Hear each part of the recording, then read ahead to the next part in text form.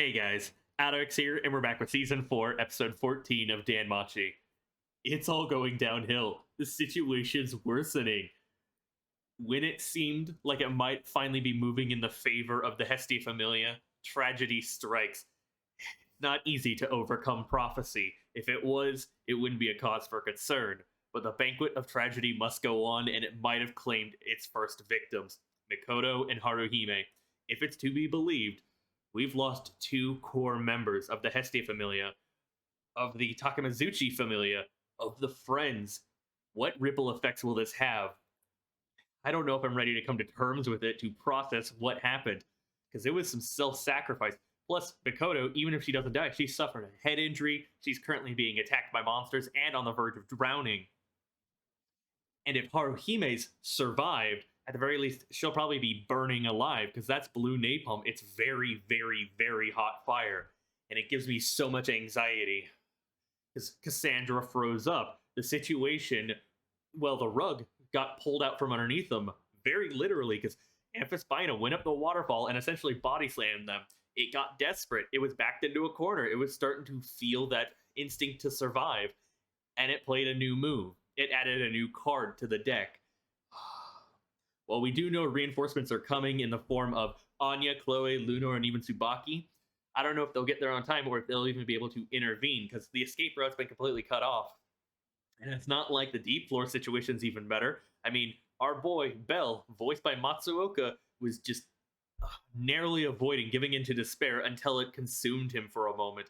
It was time to talk some sense into him, to smack some sense into him, actually. So I feel very grateful that Ryu was there. They each took their turns supporting each other, talking that reason, talking that sense. I don't know if they could survive on their own, but with Ryu's knowledge and Bell's skill, we can narrowly avoid death. It's a very, very, very flimsy, one step at a time moving forward situation. Otherwise, they're just going to plummet over that cliff and die. Because if we have to contend with the likes of, like, Skull Sheep on this floor, which will be nightmare fuel. It straight up terrifies me, the way they emerge from the darkness, the speed, their camouflage ability. I can't gush enough about the presentation of it, the execution, the way it was all just handled. But damn, that was creepy. It was just terrifying. But we're currently resting in a room, each taking their own time to rest for 5 minutes and then stand guard, while the other one does that so they can build up some mind and body strength and hopefully be able to heal each other with Ryu's magic ability. But only time will tell. Once they get out of that room, they have to contend with Skull Sheep and other monsters. Either way, before we hop into the episode itself, because I need to see this cliffhanger resolve, but more than likely we'll end on another one. Check out my links down below, support me on all those platforms. If you want the full version, head over to my Patreon. Just leave a like, comment, subscribe, hit that bell icon to be notified when I upload next. And let's go. Haruhime and Ryo, just please be safe and happy by the end of this arc. It's a flashback arc. Holy shit. Young Ryu, as we see in the opening song. So this is the HESTIA Familia. This is Aurario back in the day.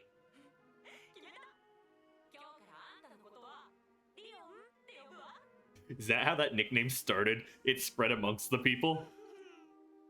So this must be Elise. Oh, alright. Yeah, no. So we're going to be intermixing with the flashback arc, no doubt, because that did seem to be Elise.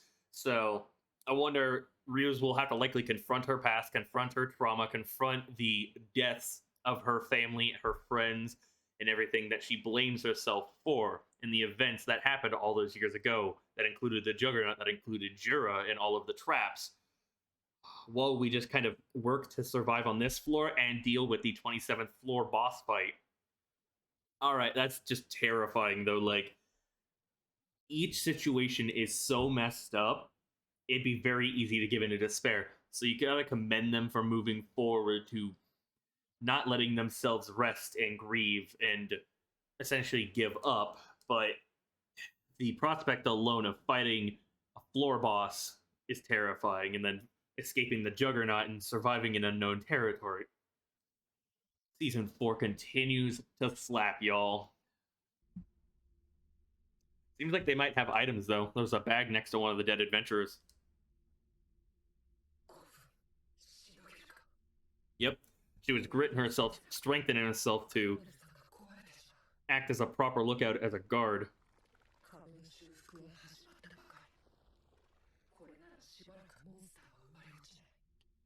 The vocal performance of Matsuoka as he gave into despair, as he panicked, as he absolutely freaked out, I can't gush enough about it. It was so well done.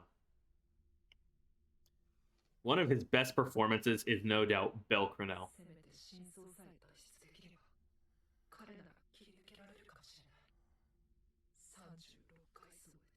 Tunnel to the 36. Do not sacrifice yourself, I swear. Oh, come on.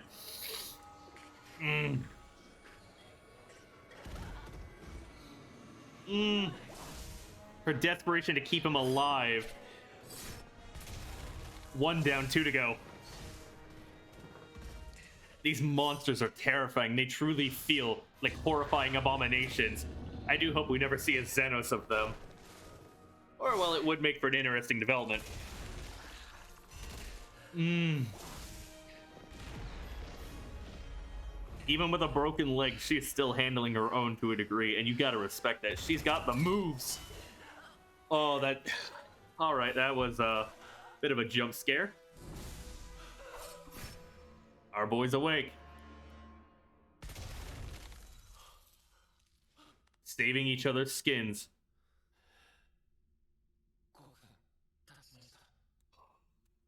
What a rough 5 minutes.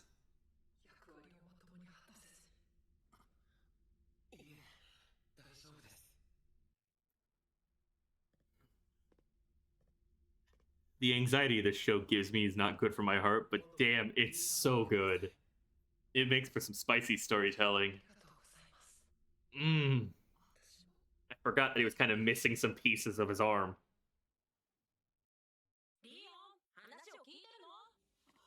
Oh, I love the way we're intermixing this.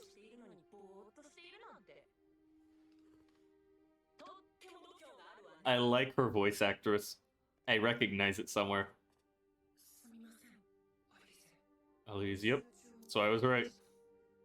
So we do see basically the whole familia in the opening and ending. Oh, the self-aware dream. 5 years ago. That's right, it wasn't all that long ago.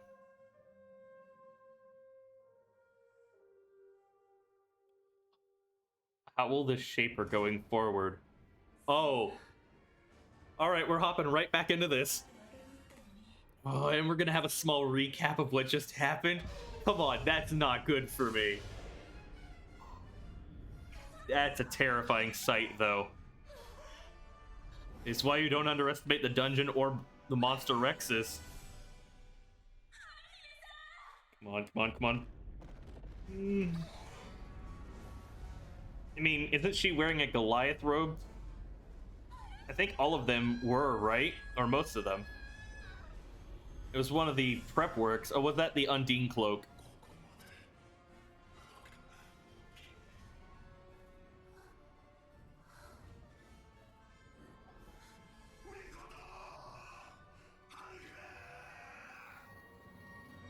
The look of pure rage on Aisha and on Oka. It's time to lay the smackdown, the absolute beatdown. Yep, and then we're caught back up. But the moment you lose your head, that's when you leave yourself open. And you can make more mistakes. But that's why you have a party, to cover for when you make mistakes, to cover your openings. God, that quick dodge.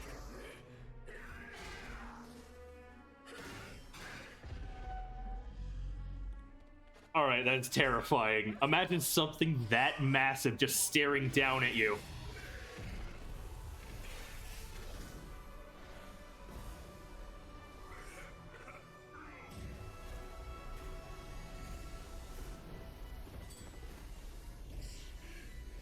Yeah, if they get in that mist, won't it also give up their level boost? Or, well, it seems to have run out now. But if Haruhime is okay or can cast it again... That's clever, using it as a smoke screen. Alright. The way the camera zoomed out, the shakiness of it, with the effects, the battlefield, and how it's all animated, that gave me straight up chills. I swear, this is honestly the best the series has ever been. The animation quality, the cinematography, the storytelling, it's all peak. And I don't use that lightly. Even coming from a passionate fan like myself, it's just really well done. It's leaving me speechless. God, I love the way the lighting, the blue fire is.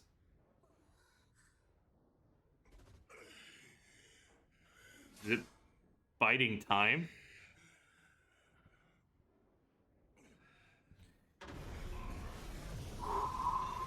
Yeah, without Mikoto, they can't sense it.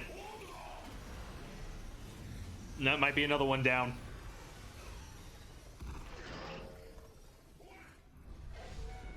Oh.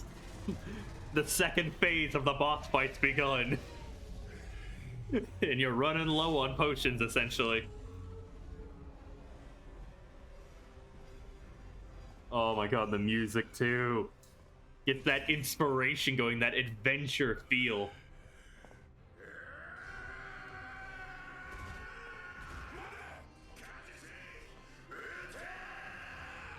Oh god, Oka's voice actor! That was Mikoto light. He's doing something.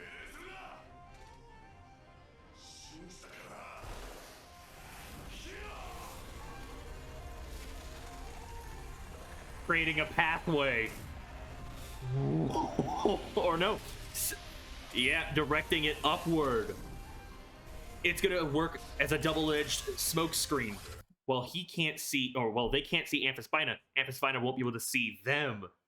That's clever, and he's using the pathway created, too.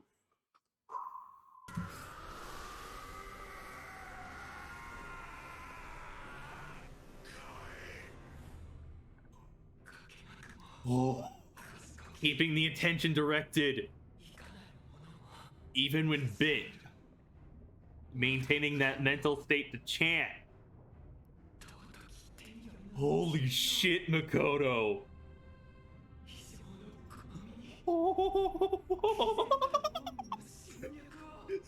Mikoto the goat. Is he gonna use the gravity on Oka so his blade will carry more weight? Or is it gonna lift up Amphisbaena?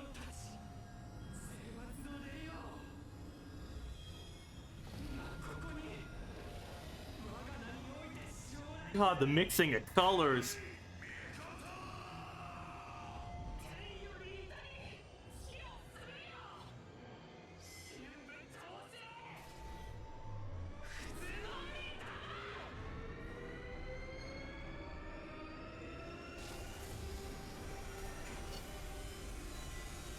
Alright, this is straight up beautiful. What an incredible sequence of events. That trust, the camaraderie, the plans, the way it all works, subjecting herself to it as well.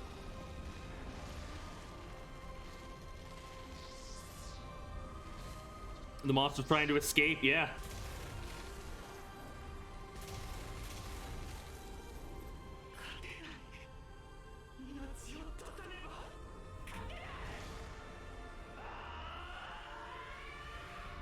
I wonder if Mary will come to help.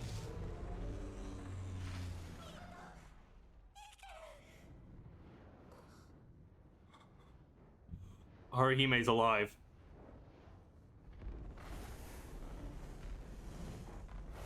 She was turtled. She was in the fetal position.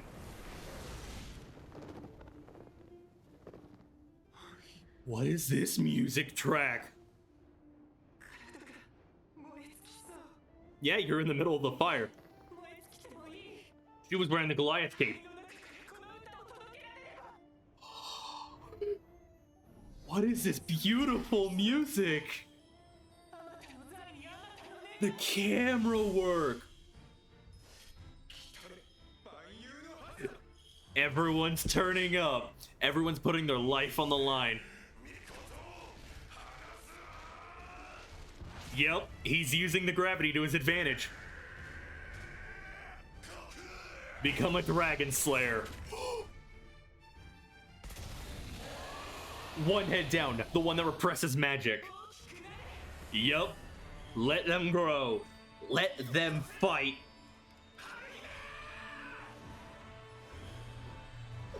I got chills. What's a G?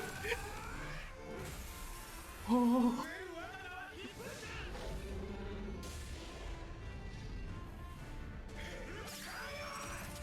Alright, that is so fucking metal. That's so cool. Straight through the head, split it in half. The HESTIA Familia beat Amphisbaena. They overcame the Florex. They didn't need the reinforcements. I got chills, y'all. I'm crying. The hype. I felt so anxious.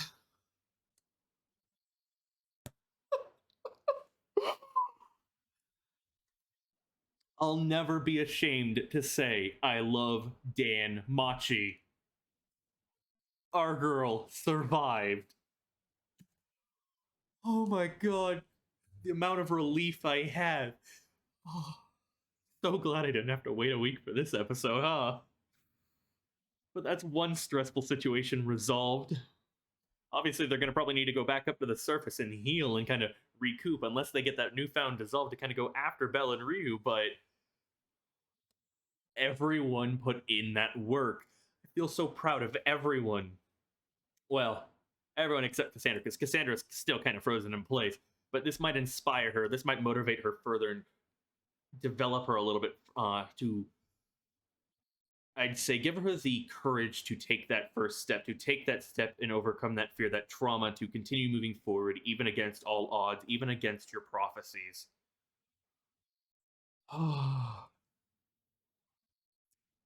What is sleep when you can watch hype? Seriously, one of the best fights in this series. So well done. Oh. Alright, that is so fucking cool. Walking like an absolute badass. You didn't lose your little sister.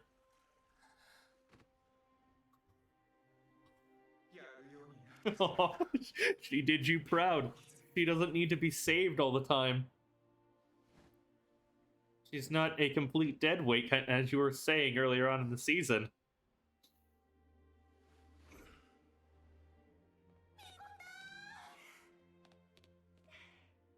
It would have made it interesting if we had true death for some of these characters, but at the same time, I'm just over the moon to see that they survived. This party's really coming together.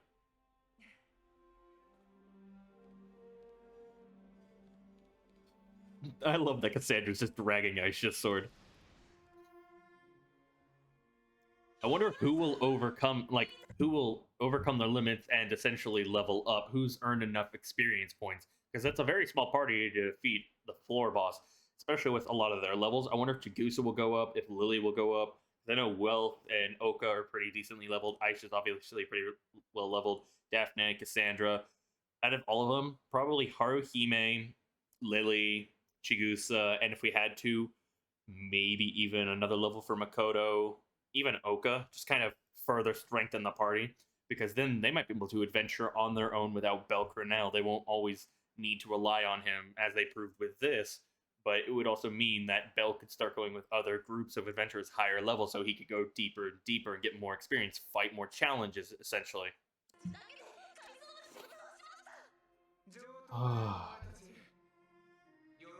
But you can't hide that smile. Oh, did you get monster loot? A rare drop? You're gonna get that money.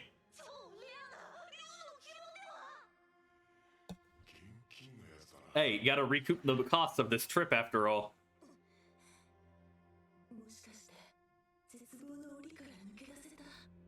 Maybe y'all, but I don't think Belle is.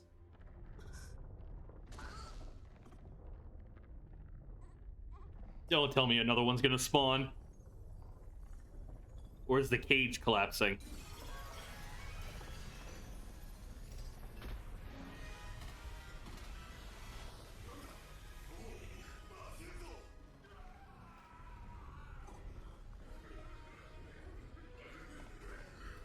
It's those fuckers. Yep, Turk.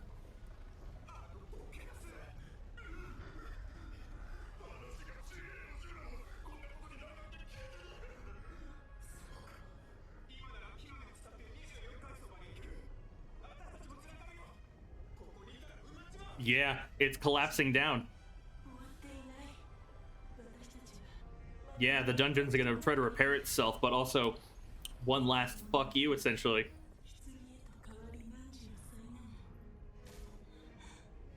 Come on, don't give in to despair.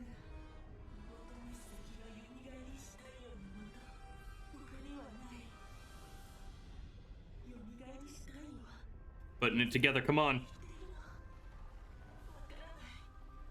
Life-giving sun, life-giving sun. Do they go down instead of up?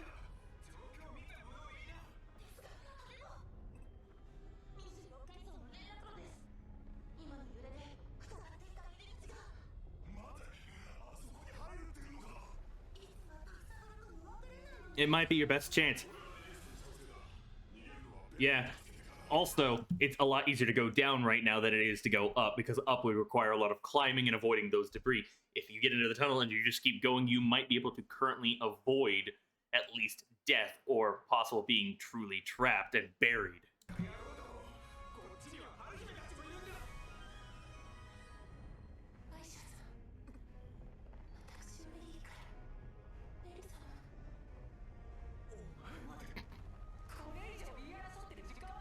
You gotta make a decision. Quick.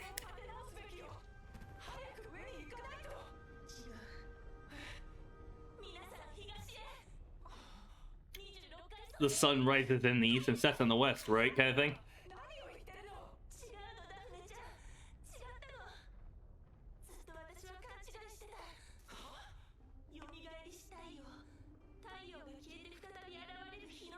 Yep.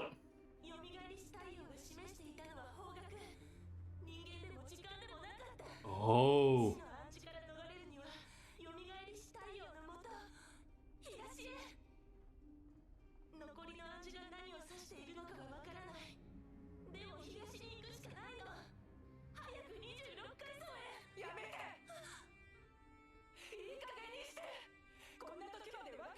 It's not nonsense. You need to believe her.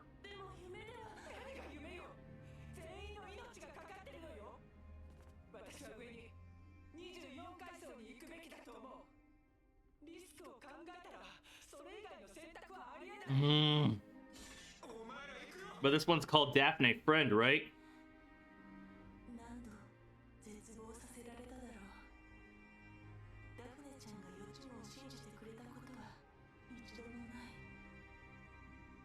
Isn't in legend that part of Apollo's curse?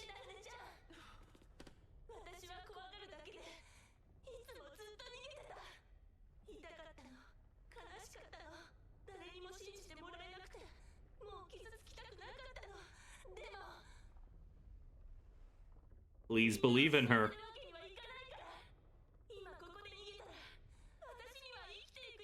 I respect that.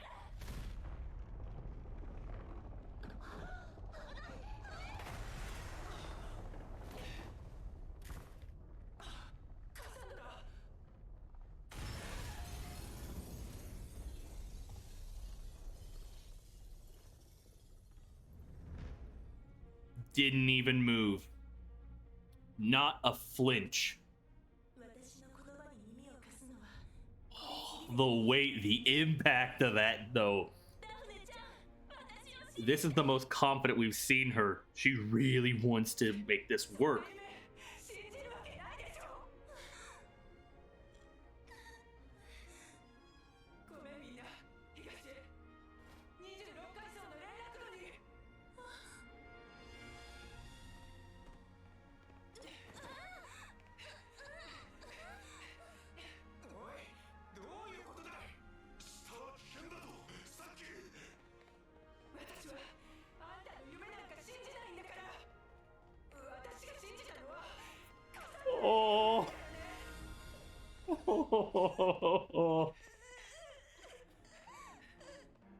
Save those tears. Keep going.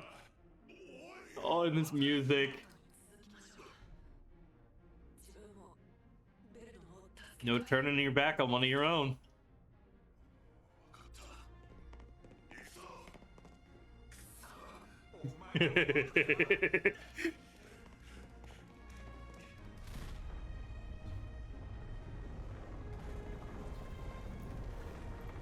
Oh.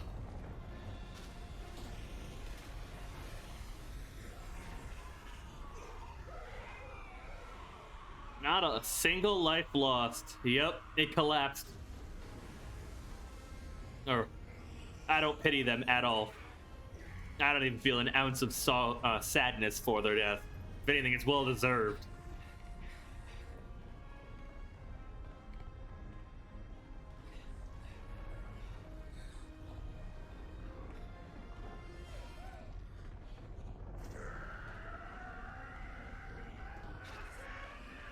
Run, run, run.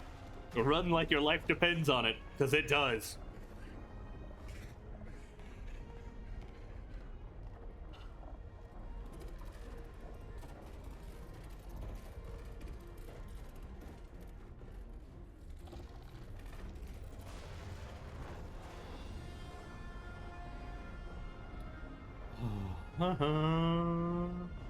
And they're safe.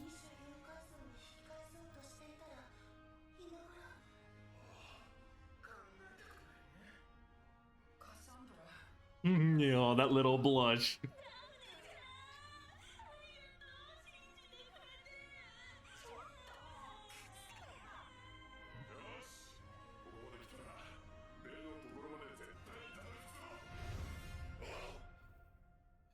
Both parties are very injured.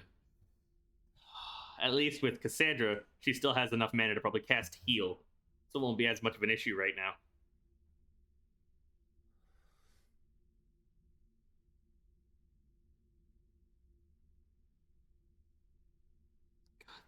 Just the silence of the area adds to the creepiness factor, plus the darkness, the unknown territory aspect, the monsters we know currently prowling. It all really builds such an ominous atmosphere. It really portrays that creepy, that sense of fear, that sense of danger factor for it. That you shouldn't trust the dungeon. You shouldn't take it for granted, rather. And do not underestimate it, because it will spawn stuff to kill you. It will pull out these irregularities. And with the Juggernaut prowling the deep floors, no amount of rest will probably prepare us for that.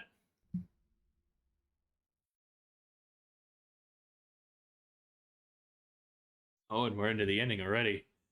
What a, I'd say, quiet way to end the episode. Well, what did I think? I'd say my reactions speak volumes for themselves, because that was emotional. That was inspirational. It was straight up incredible. It left me speechless. It got me hype, anxious, and a whole slew of other emotions. It was a true roller coaster. As I said, it would have made for an interesting development if we had true death for Mikoto, for Haruhime, but also seeing them turn up and survive in their own fashions. Everyone putting everything on the line to overcome this obstacle, to overcome this hurdle, to overcome Amphisbaena. From Mikoto to Oka to Aisha to Haruhime. Easily one of my favorite episodes of season 4. Not just part 2, but overall. Because the camera work itself deserves so much praise.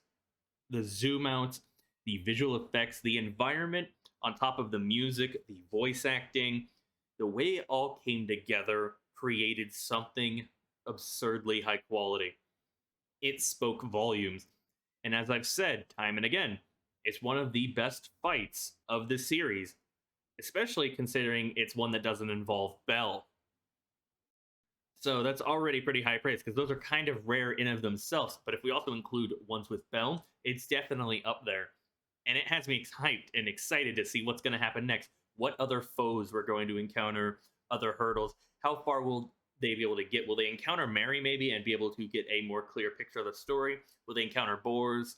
I'm glad we got a little bit of resolution on the Turk plotline, his death and stuff like that. And I really do like that line from Daphne, the what I don't trust are your visions, or whatever you call them. What I trust is my friend, Cassandra Ilion. Oh, it makes sense why this episode was called Daphne Friend. Oh, I can also appreciate, now that I've caught up, we didn't end on a massive cliffhanger. It was kind of a nice small calm before the storm, a nice little breather. It was kind of silent. It was, I wouldn't say peaceful because there's still the terrifying aspect, but it was uneventful for Belle and Ryu at the very end. And you can appreciate that. Any moment of peace, of rest they can get, is very much needed. Because now, more than likely, we'll focus more on their situation and then intersperse a little bit with Aisha and the Hestia Familia as we kind of see some of their progress and get some small updates about them. I don't know if we'll be able to have the reinforcements actually come through, considering floor 25 pretty much collapsed and is now buried in rubble. So who knows how long that'll take to repair. But we have Tsubaki and them coming down in of itself. Seeing Ryu with her broken leg and severe injuries fighting off two of the Skull Sheep, no one can truly doubt how skilled she is, because she's a force to be reckoned with. I mean, we saw that in part 1. We've seen it over the course of the series, but the strength displayed was so good. I can't wait to see her fight at full strength again. And I can't wait to learn more about the HESTIA Familia, Aly's, all of these memories, and how it might develop her and change her as she confronts the trauma, confronts what she regrets most, and relives some of these more happy memories before everything went wrong 5 years ago. It's crazy that it's only been 5 years since then. I don't know if I'm ready to figure out what's going to happen, though, and see what might entail. But we need to get to the tunnel to the 36th floor, because we're basically at the entrance of the deep floors. The White Palace, after all. So if we can get to there, the chances of survival drastically increase. But it won't be that easy, because we have the Juggernaut tailing them, trying to figure out a way around, and Skull Sheep, plus whatever monsters might spawn on the 37th floor as we make it to the tunnel. And it might end up being a case of we need to literally search every single room, because who knows where we are, how massive it might be, because every floor is bigger and taller than the last, after all. So it could end up very well being a maze, a true fight for survival. Feels so good to be back into the swing of things and seeing all of the anxiety play out. Either way, let me know you guys' thoughts on my reaction, my commentary, the episode itself, and I'll see you all for episode 15. Make sure to check out my links down below. Support me on all my platforms. If you want the full version, head over to my Patreon. Do cut me some slack. It is late, after all. I do apologize for rambles, but not really, because I love this show so much. Oh, it turned up so well against Amphisbaena. They all made me so proud. I really liked this episode. It's been banger after banger after banger. I can appreciate not ending on a cliffhanger for once. But this has been AlduicS. Thank you all so much for watching. Peace.